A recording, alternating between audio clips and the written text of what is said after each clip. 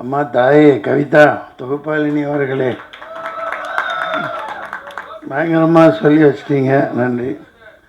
அவங்களுக்கு பதில் சொல்லிக்கிறேன். ரோஜா பூ ஏன் வச்சேன்னா, கருப்பு ஆடையில் வந்திருந்தேன். கருப்பு தான் இன்றைக்கி அடிக்குது எல்லாத்தையும். சரி, ஒரு இந்த கொத்தேரி எங்கே கை கிடைக்க போகுதோ, பாவம் தயாரிப்பாளர் ரொம்ப செலவழித்து கொண்டாந்தாரா, சரி ஒன்று எடுத்துக்குவோம். சட்டை கிழிஞ்சிருக்கு, அதை மறைக்கிறதுக்காக குத்தி வச்சிட்டேன். பார்க்க அழகாக இருக்கா? நீங்கள் ஹீரோயினி இடுப்பை தான் பார்ப்பீங்க, எனக்கு தெரியும். ஏன்னா அங்கே தான் தகன்னு மின்னுது, கையிலையும் மின்னுது பாரு வளையல். நன்றி. யாவருக்கும் வணக்கம். மக்கள் தொடர்பாளர் சுரேஷ், சதீஷ், கவிதா தொகுப்பாளினி மற்றும் தேவராஜ் பத்திரிகையாளர், எல்லாருமே, அனைத்து தாளிகையாளர்கள், பார்வையாளர்கள், திரை பட சுவைஞர்கள், இந்த படத்தின் தயாரிப்பாளர் அமெரிக்காவிலிருந்து வந்து எடுத்திருக்காங்க இல்லையா, அமெரிக்காவில் குமார் அவர்கள், மற்றும் இயக்குனர் அறிவழகன், ஈரம் பட இயக்குனர் அறிவழகன். ஈரமெல்லாம் மிகப்பெரிய ஒரு பாதிப்பை, தாக்கத்தை தமிழ் திரைப்படத்தில் ஏற்படுத்திச்சு. அமைதியாக உட்கார்ந்துருக்காங்க. அவர்கிட்ட கௌதம் கோவிந்த் தானே, சரி, கௌதம் கணபதி. ஏன்னா எனக்கு என்னமோ அந்த அம்னீசியா மாதிரி நிறையா வந்துருச்சு, தெரிய மாட்டேங்குது. மற்றும் புதுமுக இசையமைப்பாளர் நல்லா போட்டிருந்தீங்க. செட்டு மாதிரியே தெரில, அந்த துப்பாக்கியெல்லாம் ஒரிஜினல் மாதிரியே இருந்துச்சு. நான் ஷூட் பண்ணியிருந்தால் எதுவும் அவ்வளோதான், குண்டு பாஞ்சிருக்கும். அற்புதமாக பண்ணியிருந்தாங்க. இளம் கதாநாயகன் நல்லா அழகாக இருக்காங்க. தர்ஷன், உங்கள் தரிசனம் படம் வெளியானதுக்கப்புறம் உங்கள் தரிசனம் வேண்டி எத்தனை பொண்ணுங்க அலைய போகிறாங்களோ தெரில. கதாநாயகி அப்படி தான் இருக்காங்க. பனியில் பூத்த மலர் மாதிரி குளிச்சுட்டு அப்படியே இருந்திருக்காங்க. நல்லா அற்புதமான தேர்வு. மற்றும் இவங்க போலீஸ்காரியாக நடித்தாங்க எங்கூட, இந்த பச்சையம்மன் அவர்கள். அம்மா பேர் ரம்யா மேடம். ஐயா என்ன பண்ணீங்க? சிரிக்கக்கூடாது ஐயா, திடீர்னு கூப்பிட்றாங்க, என்ன தப்பாக எடுத்துக்கூடாது. அவங்கள பாராட்டணும், பேர் சொல்லாம விட்டால் தப்பாயிடும். இசையமைப்பாளர் நல்லா எங்காக இருக்கார். இந்த கருப்பு படத்துலேயும் ஒரு அபயங்கர்னு ஒரு பையன், சின்ன பையன் தான், இதே மாதிரி தான். இந்த மாதிரி புதியவர்களை ஊக்குவிக்கணும். அந்த வகையில் நான் குமார் அவர்களை ரொம்ப ரொம்ப பாராட்டுறேன். நீங்கள் வந்து எடுப்பீங்க, இன்னும் நிறைய எடுப்பீங்க. இந்த அப்டேட் பிக்சர்ஸ் அப்டேட்டாக அடித்து தள்ளிட்டு போயிட்டே இருக்கும். இன்னும் சண்டை காட்சி நிபுணர்லாம் விட்டுட்டேன். ராம்போ ராஜ்குமார்கிட்ட ஒர்க் பண்ண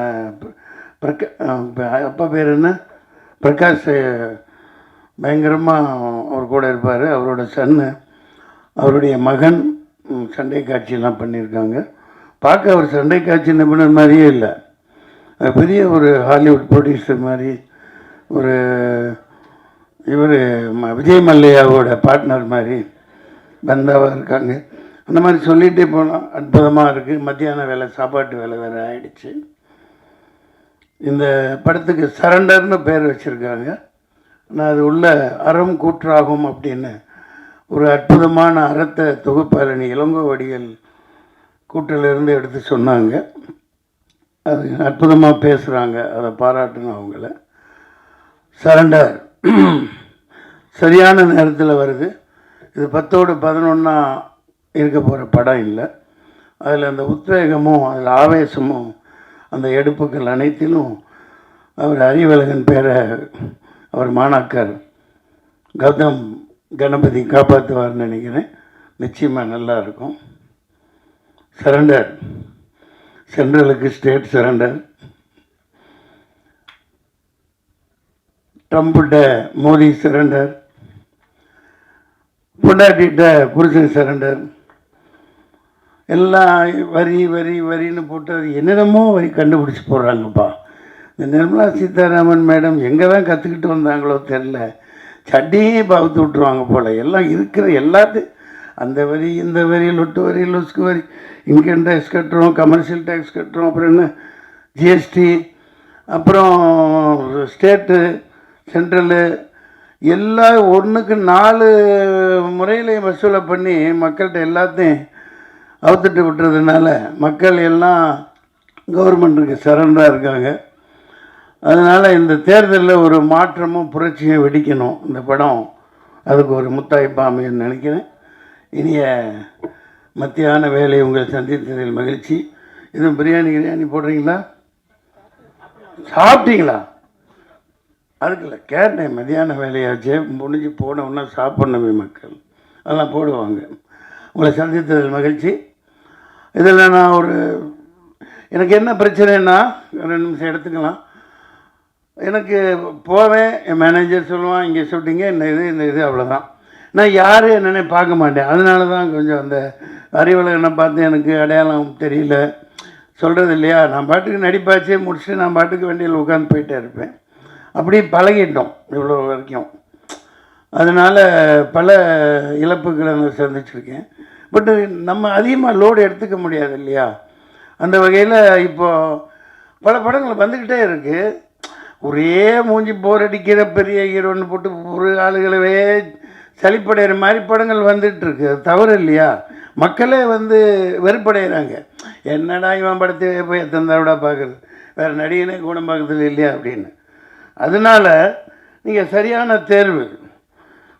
தேர்வு யங்ஸ்டர்ஸை ஊக்குவிக்கணும். கதைகளே அந்த மாதிரி பயங்கரமாக செலவழித்து எடுத்திருக்கீங்க. இந்த படம் மிகப்பெரிய வெற்றி அடையும். நன்றி, வணக்கம்.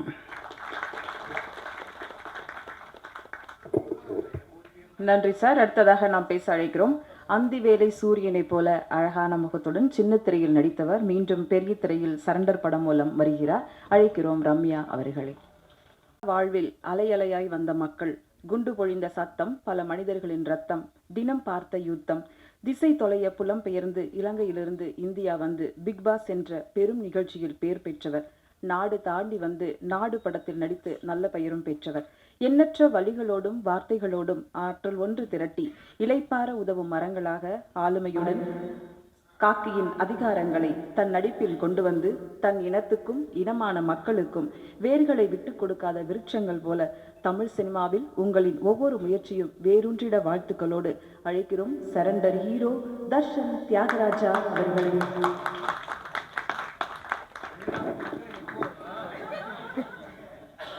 Kavitha ma'am, thank you. எல்லாருக்கும் வணக்கம். ஃபர்ஸ்ட் ஆஃப் ஆல் என்னோட டைரக்டர் கௌதம் சார். ஆல்ரெடி சொன்ன மாதிரி கௌதம் சார் ஸ்டார்ட்ல இருந்தே என்ன ஒரு பெரிய ஹீரோ மாதிரி தான் ட்ரீட் பண்ணுவார். அது ஏன்னு எனக்கு தெரியல. ஃபர்ஸ்ட் டே ஷூட்டில் இருக்கும்போது அவரே என்னை தேடி வந்து சீன்ஸ் கொடுத்து, தர்ஷன் இதுதான் நாங்கள் இன்னைக்கு எடுக்க போகிறோம்னு சொன்னார். அப்போ நான் சார் இதை நீங்கள் கூப்பிட்டுருந்தா நானே வந்திருப்பேன்ல. இல்லை ஒரு ஹீரோ அப்படி தான் ட்ரீட் பண்ணணும்னு சொல்லி ஃபர்ஸ்ட் டேலேருந்து லாஸ்ட் டே வரைக்கும் நான் அப்படி தான் ட்ரீட் பண்ணிட்டு இருந்தார். Thank you sir. அண்ட் ரீசெண்டாக ஒரு பர்சனலாக இஷ்யூ வரும்போது அது சாருக்கே தெரியாது. ஸோ எனக்காக வந்து காலையிலேருந்து ஈவினிங் வரைக்கும் நின்றார். So thank you so much sir. இந்த படம் மூலமாக உங்கள் சந்திப்பு கிடைச்சதில் I am very happy sir.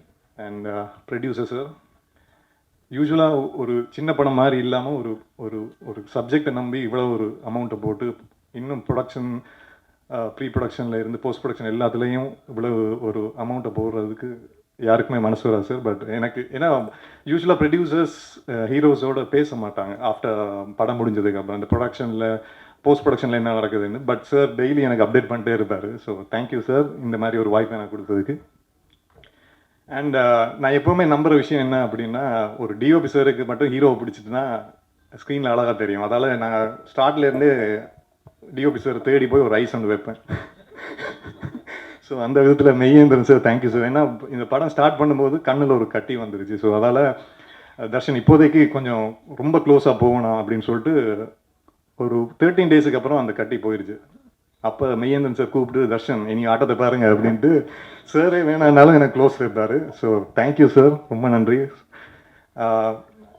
ரொம்ப முக்கியமான ஆள் யார் அப்படின்னா ரேணு சார் தான். ஏன்னா எந்த ஒரு ஷாட் எடுத்தாலும் டைரக்டர் சார், டிஓபி சார் எல்லாம் டிஸ்கஷனில் இருப்பாங்க. அப்புறம் கடைசியாக நாமெல்லாம் பேசினா ஓகே ரேணுகிட்ட ஒரு ஐடியா கேட்டுப்போம் அப்படின்னு தான் ஒரு ஒரு விஷயம் நடந்துகிட்டே இருக்கும். நான் அப்போ யார் ரேணு சார் அப்படின்னு, ஏன்னா ரேணு சார்ட்ட இருந்து எவ்வளோ ஒரு நல்ல சீன் எடுத்தாலும் ஓகே நல்லா இருக்கு இவ்வளோ தான் வரும்.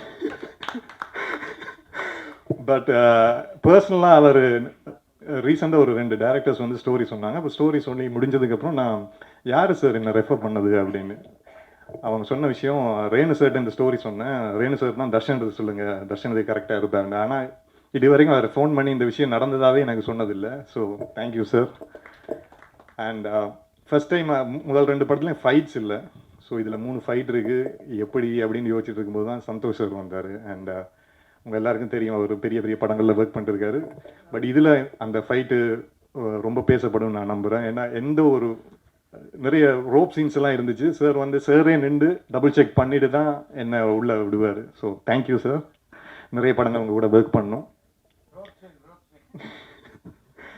அண்ட் மியூசிக் டைரக்டர் ஆக்சுவலாக டீசர் பார்த்ததுக்கப்புறம் வீட்டில் இருந்தும் சரி என் ஃப்ரெண்ட்ஸும் சரி கேட்ட விஷயம் யார் மியூசிக் அப்படின்ட்டு. Vikas sir thank you so much. ஏன்னா சீன்ஸாக பண்ணும்போது தெரில, அப்புறம் மியூசிக்கோட பார்க்கும்போது தான் தலைவன் என்னை காப்பாற்றி விட்டார். So thank you sir. And Mansoor Alikhan sir, நாங்கள் எல்லாருமே அவர் படங்கள் பார்த்து வளர்ந்தது, ஊரில் இருந்தாலும் சரி ஸ்ரீலங்காவில் இருந்தாலும் சரி. ஸோ அவள் ஒரு பெரிய ஆர்டிஸ்ட் எப்படி ஒர்க் பண்ணுவாங்கன்னு நான் நேரில் பார்த்ததில்ல. ரவிக்குமார் சாருக்கு அப்புறம் Lal sir, Sujith Shankar sir, Mansoor Alikhan sir தான் நேரில் பார்த்துருக்கேன். எல்லாரையும் ட்ரீட் பண்ணுற விதம், நாங்கள் ஏதோ ஹார்ட் ஒர்க் பண்ணி வந்திருக்கோம்னு நினச்சிட்டு உள்ளே போவோம். அங்கே ஒரு சீனியர் ஆக்டர்ஸ் நம்மளை தூக்கி சாப்பிடுவாங்க. இது என்னடா ஹார்ட் ஒர்க் இப்போ பாரு இந்த மாதிரி ஒன்று பண்ணுவாங்க. ஸோ நிறைய விஷயம் அவங்க கூட இருந்து லேர்ன் பண்ணேன். வந்ததுலேருந்து அப்ரிஷியேட் பண்ணிகிட்டே இருக்காரு. So thank you so much sir. And all the assistant directors, Tamil, Sabari, Maran. ஏன்னா யூஸ்வலாக சார்கிட்ட ஏதாவது ஒரு கரெக்ஷன் சொல்லணும்னா எப்படி சொல்கிறது அப்படின்ட்டு நம்ம அசிஸ்டன்ட் டைரக்டர்ஸ் தான் பிடிச்சி டே இங்கே வா இது எப்படியாவது சார்கிட்ட சொல்லி கன்வின்ஸ் பண்ணுன்னு சொல்லுவாங்க. ஸோ ஸ்டார்ட்லேருந்து அந்த சப்போர்ட்டை கொடுத்துட்டே இருந்தாங்க. அண்ட் அருள் சார் மட்டும்தான் ஃபர்ஸ்ட் டேலேருந்து என்னை மோட்டிவேட் பண்ணிகிட்டே இருப்பார். நான் ஏன் அருள் சார் எனக்கு ஐஸ் வைக்கிறாரு, நான் அந்த மாதிரி ஒன்றும் எதுவுமே பண்ணலையே அப்படின்னு. பட் அந்த ஒரு ஜென்யூனிட்டி ஸ்டார்ட்லேருந்து இன்னும் வரைக்கும் இருக்குது. எப்போ பார்த்தாலும் சூப்பராக வருவாடா, இந்த ஹார்ட் ஒர்க்கை விட்டுறாதுன்னு சொல்லிட்டே இருப்பார். So thank you sir. And my friends, சில விஷயங்கள் நடக்கும்போது தான் நமக்கு தெரியும் யார் உண்மையான ஃப்ரெண்ட்ஸு யார் இல்லைன்னு. ஸோ நான் சென்னை வந்ததுலேருந்து எனக்கு ஒரு கார்டியன் ஏஞ்சலாக இருந்த செந்தில் நாம அவங்க ஃபேமிலி, அப்புறம் நரேஷ், என் தம்பி லோகேஷ், இன்பா, முரளி அண்ட் பிரவீன், முக்கியமாக ஹர்ஷிகா. ஸோ இவங்க எல்லாரும் என் கூட இருக்கிறதெல்லாம் இந்த ஒரு லெவலுக்கு வந்திருக்கேன். ஸோ அவங்களுக்கு இந்த டைமில் நன்றியை சொல்லிக்கிறேன். And last but not least ப்ரெஸ்ஸும் மீடியா மக்களும். பிக் பாஸ்ல இருந்து இந்த லெவலுக்கு வரத்துக்கு முக்கியமான பங்கு நீங்கள் மட்டும்தான். ஏன்னா அங்கேருந்து என்னோடய வாழ்க்கை நடந்த விஷயங்கள், முதல் படமாக இருக்கட்டும் 2வது படமாக இருக்கட்டும், மக்கள்கிட்ட கொண்டு போய் சேர்த்தது நீங்கள் தான். அண்ட் ரீசனாக நடந்த இஷ்யூவில் கூட நைட் ஒரு 2:30க்கு என் வீட்டு அட்ரஸ் தேடி நம்ம சைடில் இருக்கிற நியாயத்தை எடுத்து சொன்னாங்க. ஸோ அதெல்லாம் நான் இங்கே இருக்கேன். ஸோ ரொம்ப நன்றி. ஸோ இந்த படத்துலையும் அந்த மாதிரி ஒரு உழைப்பை கொடுத்துருக்கோம். நான் மட்டும் இல்லை, இங்கே இருக்கிற எல்லாருமே கொடுத்துருக்கோம். ஸோ கண்டிப்பாக இந்த படம் உங்களுக்கு பிடிக்கும்னு நம்புகிறோம். அப்படி பிடிச்சிருந்தா இந்த படத்தையும் மக்களுக்கு சேர்த்துருங்க. தேங்க்யூ. எனக்கு இவ்வளோ பெரிய இன்ட்ரோடக்ஷன். ஓகே, இங்கே வந்திருக்க எல்லாருக்கும் ரொம்ப நன்றி. ஆக்சுவலி ஃபர்ஸ்ட் ஆஃப் ஆல் இந்த படத்தில் நடிக்கிறதுக்கு வாய்ப்பு கொடுத்த டைரக்டர் கௌதமன் சாருக்கு ரொம்ப ரொம்ப நன்றி சார். அண்ட் ப்ரொடியூசர் எல்லாருக்கும் நன்றி. சரண்டர் பற்றி ஷார்ட்டாக சொல்லணுன்னா, it's like hard work, efforts and discipline. And முக்கியமான விஷயம் அதை நான் தமிழில் சொல்கிறேன், விடாமுயற்சி. இது எல்லாமே சேர்ந்தது தான் சரண்டர். இந்த படத்தில் இருக்கிற ஒவ்வொருத்தருமே பேக் கேம், ஃப்ரண்ட் கேம் இருக்கிற எல்லாருமே அவ்வளோ எஃபர்ட் போட்டு பண்ணியிருக்காங்க. ஆர்ட் டைரக்டர் சார் நான் ரொம்ப மென்ஷன் பண்ண நினைக்கிறேன், அவ்வளோ அழகாக இருந்துச்சு நான் பார்த்தேன். ஸோ இந்த படத்துக்கு தயவு செஞ்சு சப்போர்ட் பண்ணுங்கள். August 1 ரிலீஸ் ஆகுது வேர்ல்டு வைட். உங்கள் எல்லாரோட சப்போர்ட் தான் வந்து எங்களுக்கு ரொம்ப தேவை. நீங்கள் எழுதுகிற எழுத்துக்கள் தான் வந்து ரொம்ப முக்கியமான விஷயம் எங்கள் எல்லாருக்கும். ஸோ நீங்கள் எல்லோரும் சப்போர்ட் பண்ணுவீங்கன்னு ரொம்ப நம்புகிறோம். Thank you so much. நன்றி.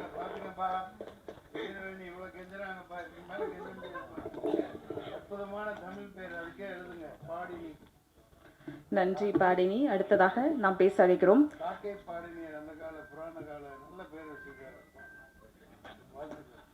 Thank you sir. அடுத்ததாக நாம் பேச அழைக்கிறோம். எல்லாருக்கும் வணக்கம். நான் ரம்யா ராமகிருஷ்ணா பேசுகிறேன். பிரசாத் லேப் எனக்கு ரொம்ப ரொம்ப கனெக்டடான ஒரு லேப். பாலு மகேந்திர சார் படத்தில் ஹீரோயினாக பண்ணப்போ இங்கே இருந்தேன். மகேந்திரன் சாரோட ஃபஸ்ட்டு ஷார்ட் ஃபிலிம் பார்க்குறப்போ நான் இங்கே இருந்தேன். ஸோ அவரோட மேக்கிங் வந்து ஆல்மோஸ்ட் நான் ஃபீல் பண்ண அன்னைக்கு வந்து he was like real kid of Balu Mahendra sir school, அது சொல்லணும். இன்னைக்கு நான் இந்த படம் சரண்டர் நடிச்சிருக்கேன் அப்படின்னா மனசா வாச்சா கர்மா அப்படின்னு சொல்லுவாங்க. அதாவது மூணுமே ஒன்றுபட்டா மட்டும்தான் நம்ம ஒரு நல்ல ப்ராடக்ட்டோ நல்ல விஷயத்தையோ செய்ய முடியும். ஸோ இங்கே இருக்கிற எல்லாருமே தன்னோட ஹார்ட், மைண்ட் அண்ட் சோல் இதில் கொடுத்து ஒர்க் பண்ணியிருக்காங்க. Because we all love cinema. அந்த சினிமாவில் எப்படியாவது முன்னுக்கு வரணும், எப்படியாவது நம்ம அங்கே வெறியாக வந்து நிற்கிற இடத்துல மட்டும்தான் நம்மளால் அச்சீவ் பண்ண முடியும். So I give my big thanks to Gautham sir for casting me and Mahendran sir. அதாவது மேக்கப்பே இல்லாமல் தான் நடிக்கணும் அப்படின்ற ஸ்கூல்லேருந்து தான் நாங்கள் வந்திருக்கோம். ஸோ அதுலேருந்து வந்ததுக்கு ரொம்ப ரொம்ப சந்தோஷம். And I would like to thank each and everybody, right from எங்களோட மேக்கப் போட்டவங்கலேருந்து, எங்கள் ப்ரொடக்ஷன்லேருந்து, எங்கள் ப்ரொடக்ஷன் மேனேஜர்லேருந்து, அசிஸ்டன்ட் டைரக்டர்ஸ்லேருந்து, ஒரு டீமாக எல்லாருக்குமே ஒரே மோட்டிவ், சக்ஸஸ் மட்டும் சரண்டருக்கு வேணும் அப்படிங்கிறது.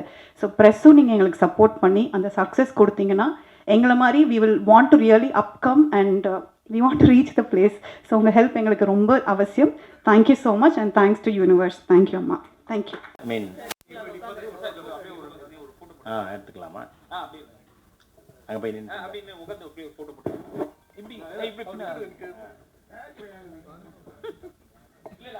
அசிஸ்டன்ட் டைரக்டர் உங்க அடுத்த படத்துல மன்சூர் சார் இருக்காரா?